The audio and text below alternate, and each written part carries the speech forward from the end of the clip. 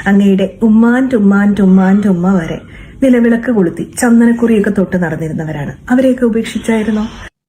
ലക്ഷ്മിയേച്ചിയെ, ഞങ്ങളുടെ വാപ്പാടെ അച്ഛൻ, ഞങ്ങളുടെ ഉമ്മാടെ അമ്മ, ഇവരാരും പൊട്ടു തൊട്ടിട്ടില്ല.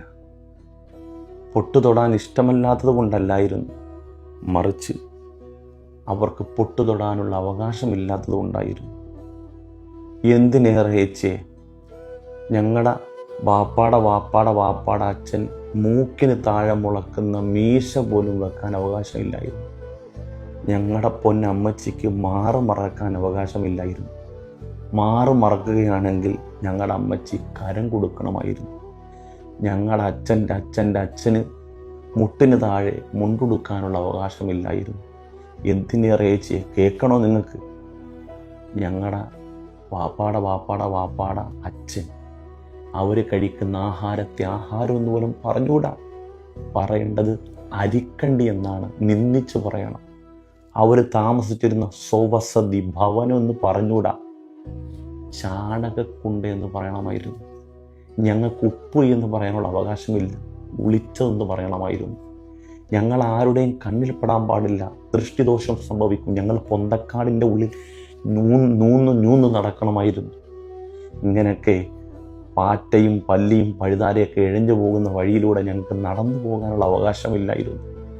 ഞങ്ങൾക്ക് വേണ്ടി ഒരിറ്റ അവകാശത്തിന് വേണ്ടി മഹാത്മാഗാന്ധിജി വന്നപ്പം വൈക്കത്തം മനയിലെ പിണ്ടന്തുരുത്തി മനയിലെ നമ്പൂതിരി പറഞ്ഞു, നീച ജന്മങ്ങളാണ്, അവരെ വഴി നടത്താൻ ഞങ്ങൾ സമ്മതിക്കത്തില്ല.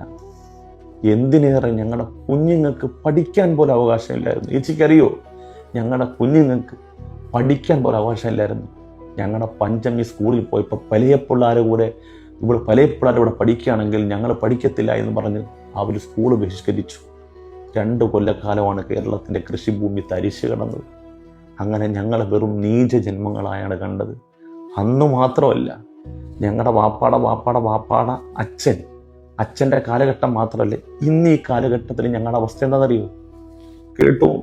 അതേടാ, നാട്ടിലെ പട്ടികജാതി പട്ടികവർഗ വിഭാഗക്കാർക്കൊക്കെ നല്ല നാറ്റമാണ്. കാരണം ഈ പട്ടികജാതി പട്ടികവർഗ വിഭാഗക്കാരെന്നൊക്കെ പറയുമ്പോൾ ഇന്ത്യക്ക് തലച്ചോറുണ്ടാകുന്ന ആ ക്ലോസറ്റ് ചിന്താഗതിയില്ലേ, ഞാൻ എസ് പിന്നെ ആയതുകൊണ്ടും ഞങ്ങൾ ദേഹം നല്ല സ്മെല്ലാണ്, അതുകൊണ്ട് നിങ്ങൾ ജോലിക്കെടുക്കാൻ പറ്റില്ല എന്നാണ് അവര് പറഞ്ഞത്. ഈ ദുഷിച്ച മനസ്സുള്ള മനുഷ്യ 21-ാം നൂറ്റാണ്ടിലും ജാതിപരമായി ഭയങ്കരമായിട്ട് അധിക്ഷേപിക്കുന്ന ആൾക്കാർ ഇപ്പോഴും ഉണ്ട്. കണ്ട ഞങ്ങളൊക്കെ ഇങ്ങനെയൊക്കെയാണ് നിന്ദിച്ച് പറയുന്നത്. ഞങ്ങളുടെ ശരീരത്തിൽ നിന്ന് ദുർഗന്ധം വരുന്നു, ഞങ്ങൾ താഴ്ന്ന ജാതിക്കാരായതുകൊണ്ട്. ഈ ഞങ്ങൾക്ക് ഇന്ന് 2026 അവസ്ഥ ആയിരുന്നെങ്കിൽ 1934 ക്ഷേത്രപ്രവേശന വിളംബരത്തോടുകൂടി ഹിന്ദു എന്ന പട്ടികയിൽ ഞങ്ങൾ വരുന്നതിന് മുമ്പ് ഞങ്ങളുടെയൊക്കെ അവസ്ഥയൊന്ന് ആലോചിച്ച് നോക്കി. ഞങ്ങളെ മനുഷ്യരായിട്ട് കണ്ടിട്ടുണ്ടോ? ഞങ്ങളെ എവിടെയെങ്കിലും ആരാധനാലയത്തിൽ കയറ്റുമായിരുന്നു? മുഴുത്ത ഒരു ജീവിക്ക് തരുന്ന അവകാശമെങ്കിലും ഞങ്ങളുടെ അച്ഛനമ്മമാർക്ക് കൊടുത്തിരുന്നു.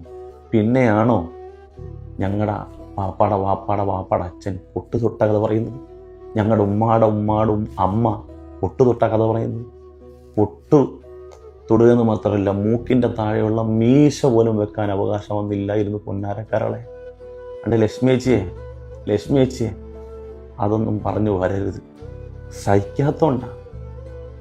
അന്ന് ഇത്രയും വലിയ പരീക്ഷണത്തിൻ്റെ കൊടുമുടിയിൽ ഞങ്ങളുടെ വാപ്പാടെ അച്ഛനും ഉമ്മാടെ അമ്മയൊക്കെ ജീവിച്ചപ്പോൾ അവർ രക്ഷപ്പെടാൻ വേണ്ടി എന്താ ചെയ്തതെന്ന് അറിയാവോ?